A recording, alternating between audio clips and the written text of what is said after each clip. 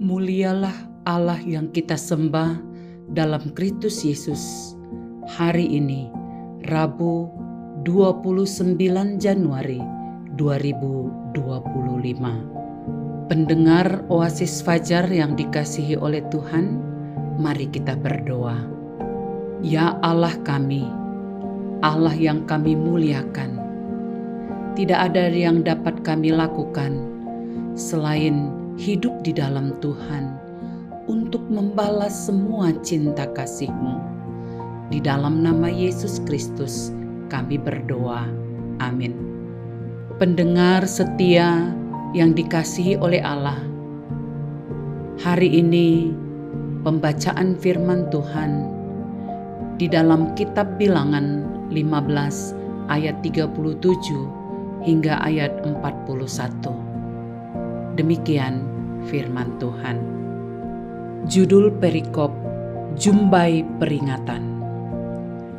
Tuhan berfirman kepada Musa, "Berbicaralah kepada orang Israel dan katakanlah kepada mereka bahwa mereka harus membuat jumbai-jumbai pada punca baju mereka, turun-temurun, dan dalam jumbai-jumbai punca itu haruslah dibubuh benang ungu kebiru-biruan.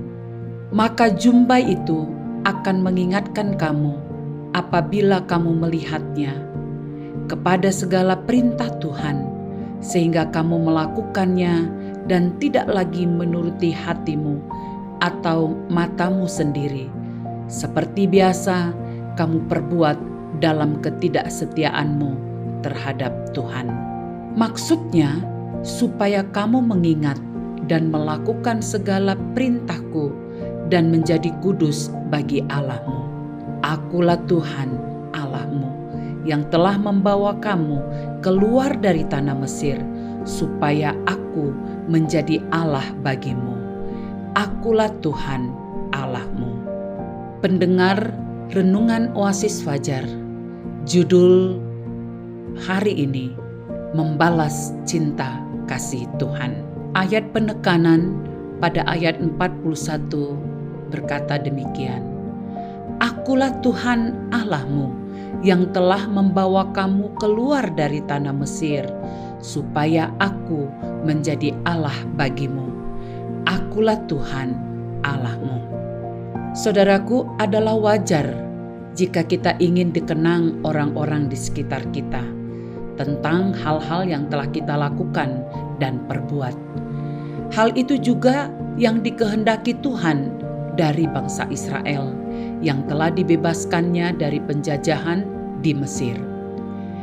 Karena itulah Tuhan memerintahkan Musa untuk berbicara kepada bangsa Israel agar mereka membuat jumbai-jumbai pada punca bajunya secara turun-temurun, yang bermaksud mengingatkan segala perintah Allah.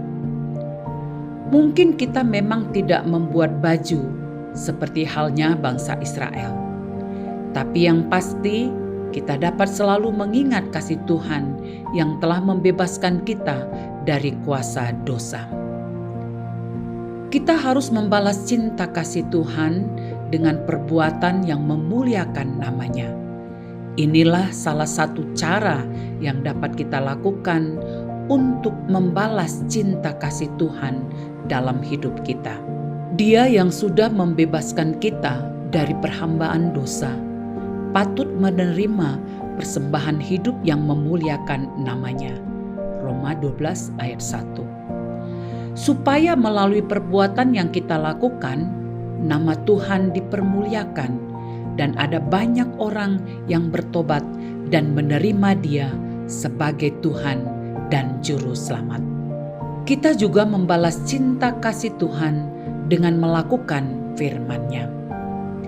Perintah Tuhan kita taati dan lakukan, sedangkan larangannya kita jauhi dan tidak diperbuat.